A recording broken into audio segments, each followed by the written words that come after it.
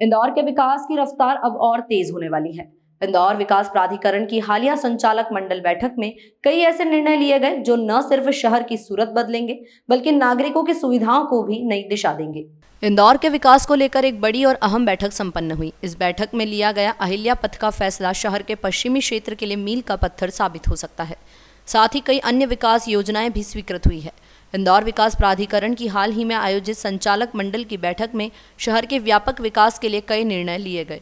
इस बैठक की सबसे अहम घोषणा रही अहिल्या पथ योजना, जिसके तहत शहर के पश्चिमी क्षेत्र में 15 किलोमीटर लंबी और 75 मीटर चौड़ी आधुनिक सड़क का निर्माण किया जाएगा।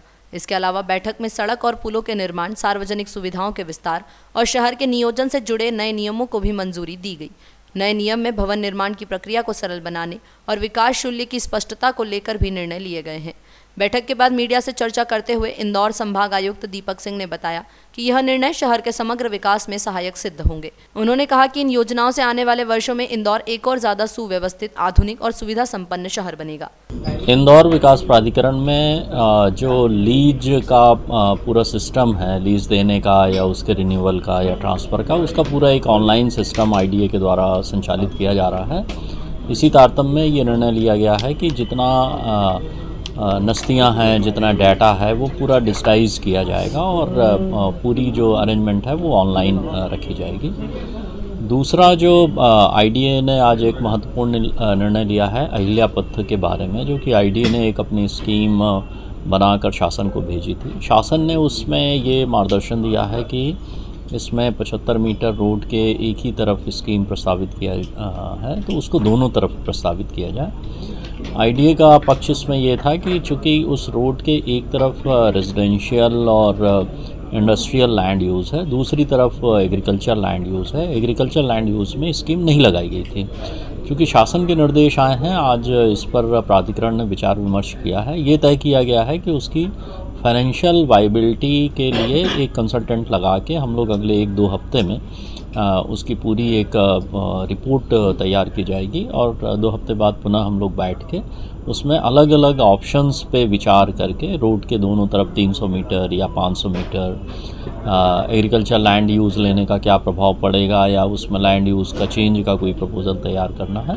तो अगले 2 हफ्ते में ये निर्धारित किया गया है कि एक कंसल्टेंट लगा के उसके अलग अलग ऑप्शन में प्रस्ताव बनाकर उसमें पुनः प्राधिकरण चर्चा करेगा और उसके बाद फिर अहिल्या पथ के बारे में प्रस्ताव शासन को अनुमोदन के लिए भेजा जाएगा। हम लोग कंसल्टेंट इस वीक में अपॉइंट कर देंगे और उसकी जो फाइनेंशियल वाइबिलिटी निकालना है, अलग अलग ऑप्शंस पे जो विचार होना है, अगले 2 सप्ताह में फिर वो कर लिया जाएगा। उसके बाद फिर पुनः बोर्ड की बैठक होगी। सर, अहिल्या पथ के किसानों का जो आंदोलन वाला मामला चल रहा है, उसको भी इसमें कहीं शामिल किया? देखिए, लैंड पूलिंग की जितने भी IDA की स्कीम हैं, अभी तक मैं समझता हूँ काफ़ी सफलतापूर्वक उसमें काम हो रहा है, चाहे सुपर कॉरिडोर हो या जो टाउन प्लानिंग स्कीम्स चल रही हैं। तो जो भी हम लोग स्कीम लगाएंगे उसमें जो स्टेक होल्डर्स हैं, किसान हैं, भूमि स्वामी हैं, उनसे बातचीत करके उनको विश्वास में लेके ही करेंगे। NPPSC एग्ज़ाम को लेकर UPSC जो एग्ज़ाम लेती है उसमें संभाग स्तर पे डिविजनल कमिश्नर उसके लिए ओवरऑल इंचार्ज रहते हैं। तो आज एक बैठक आयोजित की गई है जिसमें जो उसमें सुरक्षा व्यवस्था है, ट्रेजरी की व्यवस्थाएं हैं, जो केंद्र अध्यक्ष हैं और जो उसमें सुपरविज़न के लिए अधिकारी, एग्जीक्यूटिव मजिस्ट्रेट वगैरह नियुक्त किए जाते हैं, उनकी एक बैठक आज आयोजित की गई है।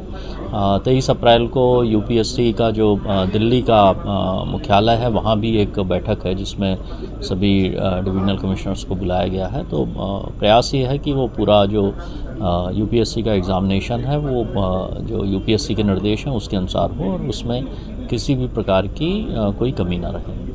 इंदौर से द नेशन टाइम की रिपोर्ट।